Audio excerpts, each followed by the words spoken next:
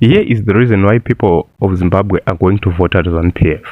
The Minister of Energy, Chamisa, says the current electricity crisis can be attributed to this year's wheat bumper harvest, which resulted in most of Kariba's dams water allocations being utilized during the winter wheat cropping season.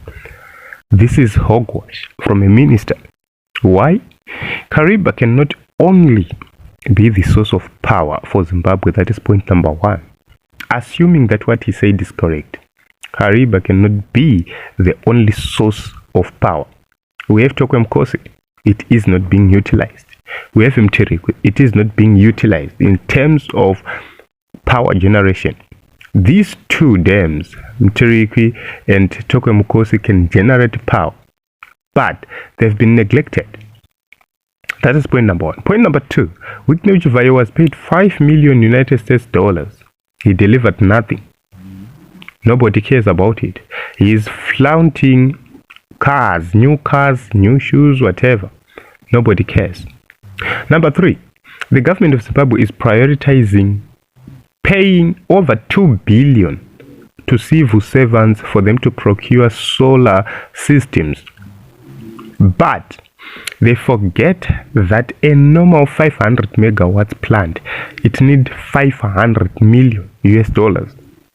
Which means from that 2 billion they want to give to civil servants, they can actually work on 4 power stations. 4 power stations, 500 megawatts each. Which means if they erect those solar power plants, we are going to have additional 2,000 megawatts. And Zimbabwe consumes around 2,000 megawatts a day. Which means Zimbabwe will be able to have electricity for exports.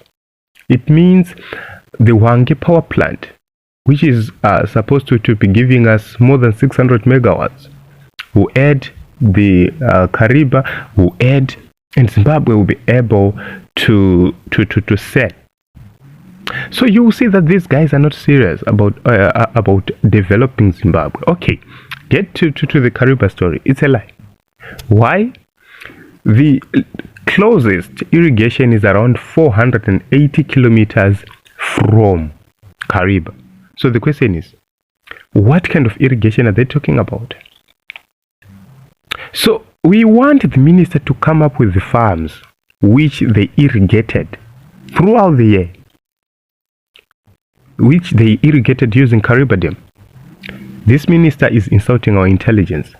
That is the reason why we always say, let us vote ZANU-PF out in its entirety, and let us have new leadership completely. Let us have Citizens Coalition for Change takeover. Let us have Advocate Nelson Chamisa takeover. Not only Advocate Nelson Chamisa, we need to vote for competent CCC MPs who will become ministers. People with clear ideas on how to tackle or to solve these Zimbabwean problems. We are tired of promises. We are tired of people who are clueless. We are tired of people who don't know what needs to be done. We have so much ideas, but those ideas are rotting and are going to the grave. The choice is yours. 2023 is coming. Register to vote. Make sure that everybody around you is registered to vote and is ready to actually go and vote for change. Change is coming.